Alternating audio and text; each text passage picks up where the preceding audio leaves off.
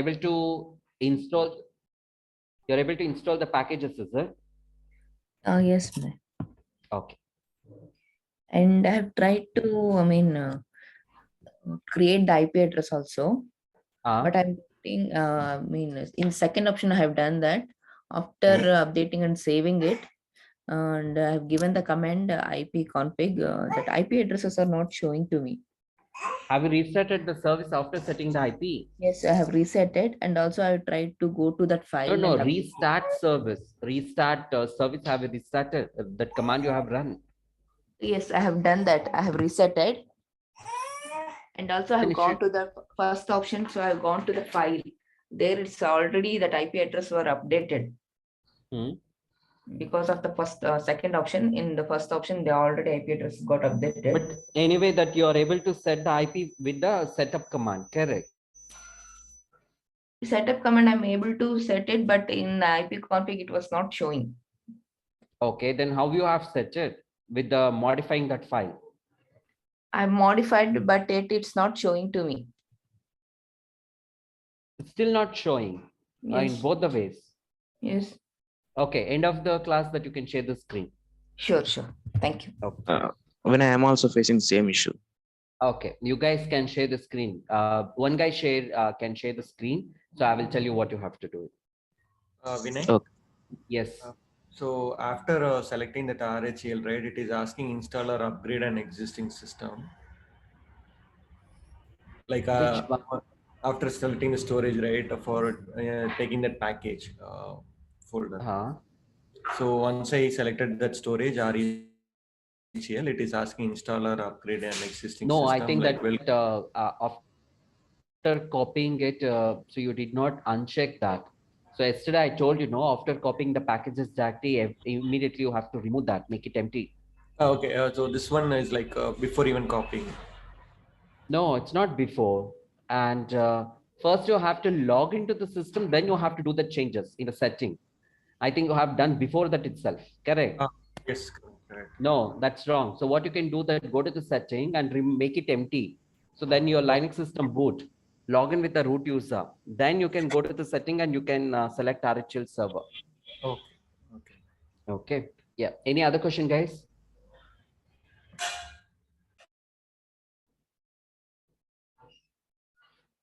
Okay. So fine then. So today we are going to discuss about one concept, that is about the boot process concept that we are going to discuss. So in this, that we are going to see that as soon as you boot the system, till you get the login window, what all the process which is going to happen, that we are going to see, which means that first we are going to discuss about the run level. What is run level? How many run levels we have? What is the file for that? If you forgot the root password, how to break it, how to set the grub password, how to manage the services using the check config command that we are going to see. And after that, the next one that we are going to discuss about, as soon as you boot the system, till you get the login window, what all the process which happens behind the screen to get the login window, that all we will see. Okay, so the first one, unit name, it is a boot process. In this, the first one we see that run level. What is run level? It is a set of services. It is a set of services. If you wanted to see that run level, just you have to go for vim space slash etc slash init tab. You have to go to the file called the vim space slash etc slash init tab and enter. Here that you can see that the default run level, the run level used are total. We have the 7 run levels we have, guys. See here that you can see that 1 of 6, sorry, 0 to 6 you can see. But in the interviews, if they're going to ask that how many run levels you have to tell, including 0, the total we have the 7 run levels we have. Total we have the 7 run levels. So here that you can see that one by one we will see that what is the function of that each run level. Few days back that I have given one command. So what is the function of this command? Shutdown is it. So the same thing that I have given one more command. This one is to reboot the system. See the same one we are seeing it here. And init 0 is to shut down. Otherwise, you can run the alt command also can run it. And 6 is to reboot the server. Okay, init 6. Already this 2 command you know. Now, in front of that, in the bracket, they have written that do not set init default to this. You're not supposed to make this as a permit. You know how? Why? See, suppose now here you have 5 is the number, is it? Last line you can see 5 number. In place of 5, you're going to give 0 or 6 if you give it. So what happens? 0 function is what? It's to shut down. You will on the system, it will go for shutdown. You will on it, it will go for shutdown. So you will not get you will not be able to log in at all. The same thing, if you're going to give 6 here, it's keep on reboot the system. It's going to launch to the login window and then it will reboot. You're not supposed to do this. Okay, so now here that what happens, that do not set init default to this. You're not supposed to make this as a permanent. You're not supposed to make this as a permanent. So here that in between this, that we have that other numbers that we have is set according to the requirement that you can go in and you can give it that. Let's go for the first one. The first one is for a 1, it's for the single user mode. So what is this one? One that we use it for the troubleshooting purpose that we use it. This one that we use it for the troubleshooting purpose that we use it. In next sometime that we are going to see at the time of breaking the root password, we are going to get into the one run level and we are going to troubleshoot that. We will see that how that can be done. Next one, 2, multi-user without NFS. The next one is 2, multi-user without NFS. So now here we have 2 is there. So what is the 2 does? It's for, you will be able to log into the GUI and TUI. GUI and TUI, both you can log in and access completely the system. But without NFS, they have given, which means that you will not be able to access that any of the networking concept that which you will not be able to access it. So example, they have given NFS, they have given. Okay. So the next one is 3. See now here that we have the 5, we have 5 is what? It's for the GUI. So as soon as I boot my Linux system, first I'm getting the graphical window because of this 5. In place of this 5, I'm going to give the 3. What is 3? Full multi-user mode. As soon as you give 3, when you boot the system, you will get this black window. This is what that we will be having it on the servers. This is what we will be having it on the server. So make sure that if you log into any of the production server, you can see only 3 you can see over there. Okay. So the next one, it's a 4, and here that you will be able to access everything. GUI you can access, TUI you can access, all the networking related concepts completely that you can access it here. So the next one you have the 4 is for unused. So which means that very basic commands that you can run it there and you will not be able to configure anything. This is for actually empty. For the further updates, they kept it open this. Okay. So 5, it's already, I told you 5 is for the GUI. So these are all the total 7 run levels, depend on the requirement that which we can access that. So now I'm just going to come out from here. Okay, so now the next one. So vim/etc/init tab. So in this particular file that we have seen, what is the function of that run level, what all the run levels that we have. From the command prompt, that if you wanted to see that, so just run the command that whos -r. So if I run the command that whos -r, that we can see that the run level 5 we can see. So whos -r, what it does, that I'm using the run level 5. What run level you are using it, that it shows. Otherwise, that you can go for run level command itself. Run level also it shows the same. So just you have to run the command that whos -r. Otherwise, run level 5 we have to use it. With the help of this command, that we can see that what is the run level that we are using it. Okay. So the next one. Now, as of now that we have seen that how to manage the services, is it? Let's take one example, service HTTPD and status. If I go for the status, if I check that, what it's saying, it's stop. If I wanted to launch any of the web page and all, make sure that I have to on this service, is it? So for that, what I have to do, I have to start with this service. So I have to start that service. Once I start that, again, if I check the status, it says that the HTTPD service is running, it says. So here that we have the 5 options we have. See, the first one, it's a status. And here that we have start. And if you wanted to stop that, you can go for this. If you wanted to restart it, you have to go for restart. And here that last options we have, that is reload. The last option we have reload. Okay. So this is the different options that we have here. These are all the different options we have. So the first one, we can see that the status, and you can give the start, and again status we can see, and stop, restart, and reload. This all that you have to use it depend on the requirement. I'm showing here for one single service, and otherwise that you can go for this command also. /etc/init.d and httpd and status. With the help of this command also that you can give the status, stop, restart, reload, you can give it, you will be able to manage the process. You will be able to manage the services. Okay. Now, here that if you go for the latest flavor, for an example, SUSE or Fedora, this two command does not work. So what you have to do, you have to go for the command called systemctl status, systemctl status httpd.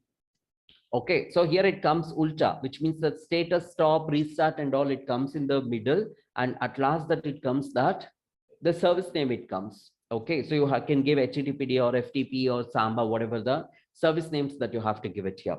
With the help of this, that you will be able to manage that service. But whatever the service, if I'm going to start and stop, or if I'm going to start, don't think that it will be running across the reboot. Now you can see that httpd service is running, but it's not permanent. If I'm going to shut down my system tomorrow, once I on my system for the class, again it shows that the stopped, it says. Again it shows that the stop. Again you have to start. Every day if you wanted to do it, it's again that it's going to consume some time, isn't it? Every day if you have work on that concept, what we can do, we can make it permanent. That how we can make it permanent, so that command I'm going to show you. And before that, there are some more commands that I'm going to tell you here. Here I'm just playing with one service. Likewise, in the system, we have thousands of services we have. If you wanted to see that all the thousands of services, just you have to go for the cat space /etc/services. Okay, in this particular file that we have that all the thousands of services we have. Okay, yeah, but the number it's not in the order. You can see that 48,619, the last number. So it's not in the order, it's in the jumble. Okay, so now here in this particular file that you can see that all the services and services along with the port number of that you can see. And if you wanted to see the status of that, you have to go to the service space -- status -all. Service space -- status -all. Whether it's running or not, it shows. Previously, I have showed for one single command, service httpd status. The same thing, this all the services status, if you wanted to see that, just you have to go for this command. See here that you can see that somewhere it's saying that it's running, it's stop, running, stop. You can see this is all the services status you can see in one shot. So with the help of this command that you can see that all the services along with the port number, and with the help of this command, you can see the status of that. Otherwise, individual commands alone that if you wanted to see that, so just you have to go for this single alone that you can see that what is the status of that. Clear? Okay. So the next one, the service which is running here, it's not permanent. If I wanted to make it permanent, that what I have to do, I have to go for check config command. So with the help of this check config command, that I will be able to manage the services across the reboot. I'm just going to make it big, this window.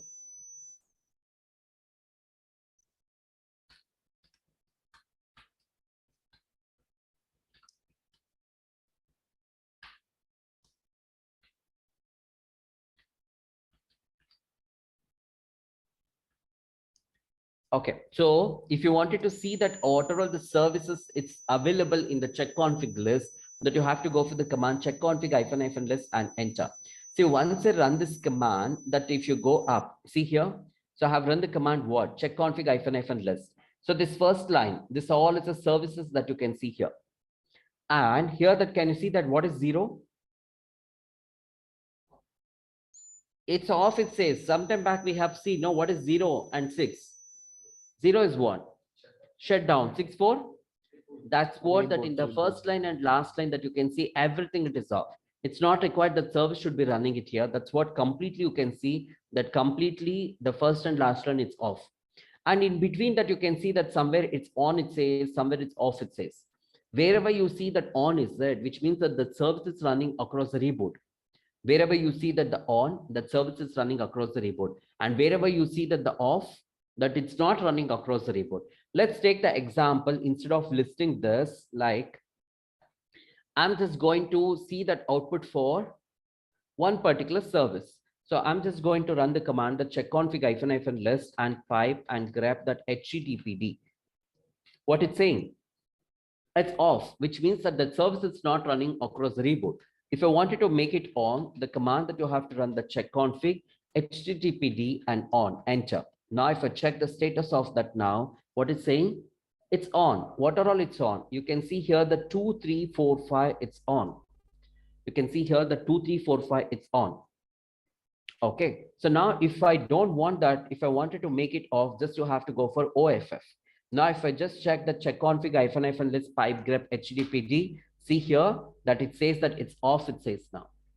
That it says that off, it says. So this is how that you can make it on and off across the reboot. Don't think that if you're going to start the service, it will be running across the reboot. No, only for that section that it will be on. Once you shut down or reboot, that it will go for off again. You will not be able to launch that any of the web page. Okay. Now, so if you're not at all going to use this HTTPD, no point of keeping in the queue. If everything you're going to dump it in this queue, what happens? The queue, it will be growing. So what you can do, if you do not want that, you can delete it as well. So check config -del. Del is to delete. What? HTTPD, I'm deleting it. HTTPD, enter. Now, if I check the status of this now, nothing shows. Why? Because I have deleted from the queue, sir. Now, later, if you have the requirement, what you can do that you can add it. How you can add it? You have to use that add and enter. Now, if I check that, see now it has, I have added that again. So this is how you can add it. Otherwise, if you do not want that, you can remove it as well. Okay. So the next one. So now what is the run level? I'm using it. The run level. I'm using what? Run level. I'm using the 5. I'm using it as well. So now what I'm going to do it here, the run level, which I'm using it 5. I wanted to on that in the 5 alone. If I'm going to on this, which means that for an example, if I go for that check config, httpd and on. If you go for this command, what happens? 2, 3, 4, 5, it will be on. Since I'm using run level 5, so I wanted to on it in the run level 5 alone. You have to run the command check config -level. So I'm just going to give 5. And what I have to on, httpd on, enter. Now, if I check that output, see here, 5 alone, I just on it. It's depend on the requirement. Sometimes we don't on it for all of them. Later, you might be have the requirement 2, 3, you have to on it. In that case, what you can do, go for the same command, change the number here. That's all. So now 2, 3, you can give together. You don't need to run 2 commands again. The multiple number you can give together and enter. Now, if I cross check now, if I'm going to cross check now, can you see here 2, 3 it's on, including 5. Okay, so now I have to off the 2. So for that, what you have to do, so just you have to go for 2 httpd off, enter. Now if I cross check, now 2 it's off. So according to the requirement, whichever you wanted to make it on and off, in which service, that accordingly you can on and off, that you can do it. Okay, so now once I make it on and off, where it will be saved in the system. In most of the interviews, they're going to ask this question. Now with the help of this command, you made it on and you made it off, that all it's fine. So if it is on, what happens that you will be able to see that across the reboot, that service will be running. If it is off, it will not be running. So if I wanted to see that where it's present, where it will get saved. So for that, you have to go to the cd/etc/rc.d, enter. And if I do ls, you can see here that rc5.d, and here that you can see that the rc3.d and 1 and 2 and 3 and 4 and 5 and 6, you can see all. So what run level I'm using it, you can see here that I'm using the run level 5. So then, which means that I have to go for 5. If you're using 3 on the server, then you have to go for 3. So in that particular run level, what are all it's on and off, that you will be able to see that.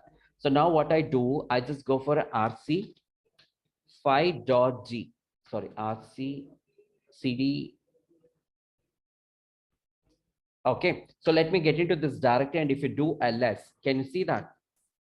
You will be able to see that the multiple output you can see, and most of the line it starts from K, and most of the line it starts from S. K means it's kill, which means that service is not running across the reboot. And if it is a S, which means that service is running across the reboot. Now you can see here that HTTP status is what? It says that 3 and 5 is on itself, which means that you have to start from here. It will be there in the S list. Okay, so somewhere it will be, can you see here? HTTPD. Now I can see HTTPD because the service is running. What I'm going to be across the reboot, it's running. No, that's what it's showing in the S list.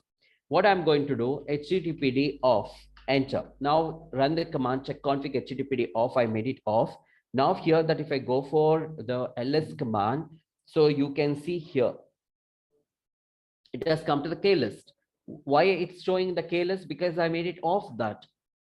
That's what it's showing in the K list. This is how easily you can find out that what service is running and what service is not running across the reboot. Make sure that all the stuff, it will be saved in this location. Make sure that you have to remember this. If you go to the rc.d, in this particular directory, if you are using 3, get into the 3 and check. If you're using 5, get into the 5 and you can check. Okay, so this is how that you can manage the services across the reboot with the help of check config command. Guys, it's clear for all of them? Oh, sorry, we need to interrupt. For run level and this HTTP, can you give one more example where we will be using and all? If you wanted to make it permit the services, the check config command, why we go for, if you wanted to see, I told you the example is there. Now that the service is running, what service? HTTPD service is running. So once that the service is running, you can access it, that's fine. But this service, if it's running, then only you can launch the web page and all the stuff is it. Now, if I'm going to stop this service, will you be able to launch the web page? No. So every day I have some work in launching the web page or accessing that web page and all. In that case, every day, whenever I log into the system, I cannot go and start this service and access it, is it? It's everyday activity. Then what you can do that just you can make it permit this service across the reboot to run that service. So for that, what you have to do, you have to go for the check config. So check config. So whenever we want, sorry. When I mean, if I want, when I start my system, the default one which I have to run, I have to add here. Correct. So you no need to make it run this command every day. Instead of that, if you're going to make it on in the check config, the service 24/7, it will be running. Okay, so this will depend on the requirement. Don't think that for all the services, don't make it on across the reboot. So if it's required, then you can make it on. So every day, if you're going to work on that. Okay. Okay. Yeah. And what about the run levels? Run levels, it's depend on your requirements. See now here that if you go for the cat space /etc/init tab file, no. In this, we have the multiple run levels. What run level I'm using it here in the last line, you can say I'm using 5. That's what, because of 5, whenever I on the Linux system, I'm getting the GUI. Okay, so now here I'm going to use the 6 here. If I'm going to use 6 number, if I'm going to put here, what will happen? It's going to keep on reboot the system. I will on the system, it will reboot. It will shut down and reboot, shut down and reboot. That it keep on that it's going to reboot the system. So, and if I'm going to give 3, first I will get that the black window, I will get it. This is what that you will be having it on the service. Okay, so now that this is what you will be having it, with the help of this, you have to log in and access the system. Okay, it's depend on the requirements. Since it's a classroom setup by default that we have, it's a 5 is the run level that we have. And if you go for any of the server that you will be having, the 3 is the run level you will be having it. That all depend on the requirement that you can modify it. If you want graphically, if the graphical package is installed, then you can give the 5. Okay. Okay. And the next one, I told you some command. So now if you go for that init 0 is what? It's to shut down. The same thing I have given one more command, init 6 is to init space 6 is to reboot the system. I'm just going to give the couple of commands for you. So I just already written in one file here. So this all the commands that you can use that to shut down the system and reboot the system. Shut down the system and reboot the system. This command can be used. See, always in the server. So might be you will get one requirement to shut down the server. Go for the first one. Don't go for that, whatever the under that you have multiple command, don't go for that. When you're accessing that any of the server properly, if you wanted to shut down the server, go for the first one. Might be you have the requirement, they will ask you to reboot the server. Then in that case that you have to go for init 6 is to reboot the server. Init 6 is to reboot the server. Now, in between that, you can see that, see here, multiple command, alt command, you can run it, shutdown space -h. Now, don't run this 2 command on your system or server, whatever. 1 or 2 times it's okay. So I will tell you one example. Guys, when you're using the desktop, are you going to just switch off directly if you wanted to close it off? So frequently, if you're going to directly switch off, what happens? That voice will get corrupt, because running system directly, we should not close it, is it? So OS may get correct, or processor will go off first. Okay, processor will go off. So hardware issues also comes that when the system is running, all of the sudden if it goes. So the same thing happens in this power off command. As soon as you run this power off command on the Linux system, immediately you will get the black window, which means it's shut down. Okay, so what happens that there are many processes it will be running on the system, is it? There are multiple processes it has been broken at the time of shutting down. Okay, that it's still forcefully, if you wanted to shut down, you have to go for this shutdown space -f. It's a very forcefully, it will shut down the OS. So if you run this command, no, 1 or 2 times, that's fine.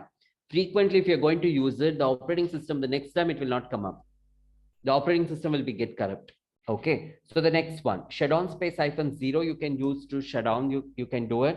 And might be today I'm going to log out at 6 o'clock. If I go for shutdown space - at 6 o'clock, what happens? At 6 o'clock, before that itself, I'm scheduling that. Might be at 5 o'clock or 4 o'clock to automatically shut down my system at 6 o'clock. So the next one, shutdown space -C is to cancel. Might be end of my shift that I have got some work. So I don't want to shut down. So I have to cancel. C is to cancel. Otherwise, Control C, you can use a shortcut for that. Okay. Next 10 minutes, if I wanted to shut down my system, you can go for this command. And the next one, if you wanted to reboot it, always on the server reboot, you have to go for the first command, as I told you. And reboot command, you can use it. It's forcefully you're rebooting it. Forcefully, if you wanted to reboot, just you have to go for reboot space -f. Now you have to use it. And shutdown space -r now. Don't think that shutdown command, it's not going to shut down. But option I'm using -r. It's to R for reboot. Okay. Otherwise, you can use this too also. This is also, it's not going to shut down. With the help of this option, it's going to reboot the system. Okay. So these are all the commands that we have for shutdown and reboot. It's just according to your requirement, you can use it. When you're practicing it, what you can do it. So every day take one command and execute it. Okay, don't do one shot that, yeah. So practice it every day, one command, and you can take it and you can practice it. Okay, let's go for the next one. So the next one, we are going to see that how we can break the root password. Now I'm in which user now? I can see here I'm in the root user. Assume that I have forgot the root password. If I forgot the root password, will I be able to log into the root user? I will not be able to log into the root user, is it? But in my system, I have the other users I have. Red Hat, ABC, XYZ user is there. Now for an example, I just go for the Red Hat user. If I try to change the password or break the root password, is that possible? It's not possible. What it's saying, only root can specify the username. This normal user, which one, that Red Hat user does not have the permissions to change the password for the root user, because root is the admin, is it? Only root can do that. Then how can I get it fixed? So for that, what you have to do, you have to break the root password. You have to break the root password. So what I'm going to do it, I'm going to show you the steps for that. So first, you have to reboot the system. You have to reboot the system. At the time of booting the system, you have to follow some steps. There are multiple steps you have to follow. And now you can see that in the right side corner that you will get 1 seconds, you will get it. See in the next window, 5, 4, 3, 2, 1, see here. Before crossing that 1 second, you have to interrupt, which means that you have to escape it. So once you escape it, what happens that, so one more window is going to launch. So if you don't do that, before that 5 seconds, if you're not going to interrupt, it's going to boot your system, then you will get the login window. Then you will get the login window. Once you get the login window, you don't have the password to log in. It might be you have forgot. So in that case, that's what, that again, you have to reboot and press escape. So before crossing the 5 seconds, then this window you will get it. Okay. So now here that what you have to do, once it's launched this window, don't go through the first one and third and fourth line. Always that you have to see the second line. Okay, what they're telling, press enter to boot the selected OS, E to edit the command before booting. Now here, if I'm going to press enter, what happens? I will get the login window, I will get it. I don't have the password to log into the root user, is it? So for that, what you have to do, you have to go for E to edit, press E. It will take you to the next window. Select the kernel. Since I have only one kernel I have that I just have selected here. Here also I have to see the same second line, you have to see it. Press, sorry, E you have to give it. And here that the select the kernel. And after that, you have to use that press B to boot, E to edit the selected command in the boot sequence C. Now, if I'm going to press B, I will get login window. Since I haven't break the root password, is that you have to go for E only that you have to go for. And in the next window, what you have to do, you have to give space 1. Why I'm going to give space 1? I'm going to boot my system with the single user mode for the troubleshooting purpose. Now enter. You will come back to the same window. Now you have to boot your system. Boot your system how? You're going to boot the system with a single user mode. You're going to boot the system with a single user mode. See in the next window, in the first line itself, you will get the message. See there. What it's saying, telling you need to go to the single user mode. My system, it's there in the single user mode. If you wanted to cross check that, just run the command that run level. Can you see one? One is for the single user mode. S also it's for single user mode. Numerical and symbolical, both they have given. If you wanted to change the password, so you have to give the PSSWD, and here that you have to give the username, it's a root, and enter. Then it will prompt for you to give the new password. Just give that whatever the password you want, just you can give it. Updated successfully. Now at last, that what you have to do after breaking the root password, just you have to reboot your system and enter. Now it's going to give the login window now. Then you can log in with the admin, this one, root user, the password that you can log in. Okay, so this is how that you can break the root password. Clear? So have you seen any security in this? No, is it? So assume that we are all working in one organization. So when you're not there, I can come to your system, follow this step and break the root password, is it? And after breaking it, I can delete all the data and change the password, that all the functions can do it. So if you wanted to secure that, what you have to do, you have to go for the grub password that you have to do it. So I will show you that how that can be done. Okay, so once you log in,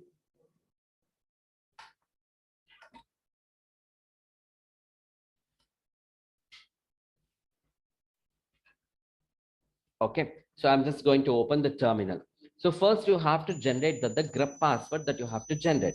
How to generate the grub password? So the command it is grub-md5-crypt. So that you have to run the command that grub-md5-crypt. Okay, and enter. So I'm just going to give the password here, that whatever the password you want, that just you have to give it. So once you put the, once you give the password that you have got, that one encrypted password you have got is there, that you have to copy as it is. Don't copy it like this. It does not work. How much ever you have got, so dot also is there, including dot that you have to take it. Don't take the extra space because it's a password, no? So don't take extra space. It does not work. So how much ever, sometimes you will get 2 dots also, you will get it. The same 2 dots that you have to copy. So once it is done, you have to go to the grub configuration file. Vim space /etc/grub.conf. So you have to go to the grub configuration file. In the grub configuration file, let me make it full screen. And here that you have to see that the first one you have here, what default is equal to 0. Suppose for an